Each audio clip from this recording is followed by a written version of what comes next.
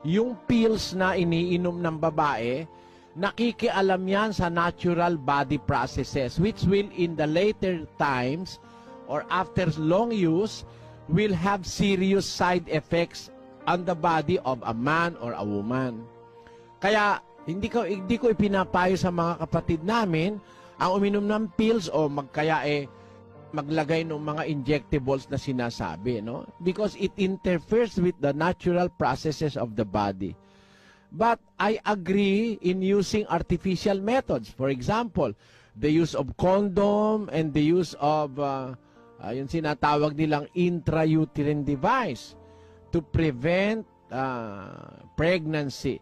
And to prevent pregnancy, it means that we have to prevent the meeting of the sperm and the egg cell of the woman. So, para wag magkaroon ng meeting nung dalawa na yon, pwede yung condom, pwede yung IUD, di ba? Pero never na pills. Kasi sisirain natin ang ating katawan sa paggamit ng mga pills na yan in the long run. Masisira ang ating natural process of the body.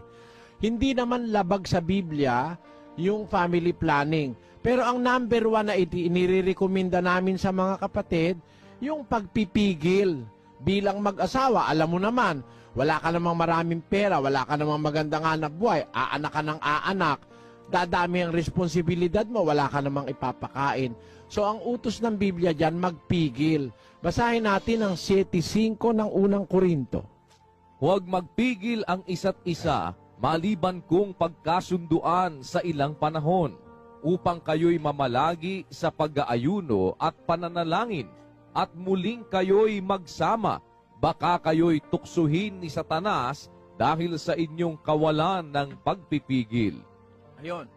Inuutos yung magpigil ang mag-asawa na magkakasundo silang magpipigil sila. Ibig sabihin, dear, mo na ngayon ha, baka mabuntis ka eh. Fertility period mo ngayon eh. Wag muna ngayon.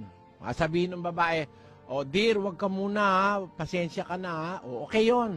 Nagkakaintindihan kayo kasi nakakapag-planning kayo dahil nagpipigil kayo with the mutual consent of each other.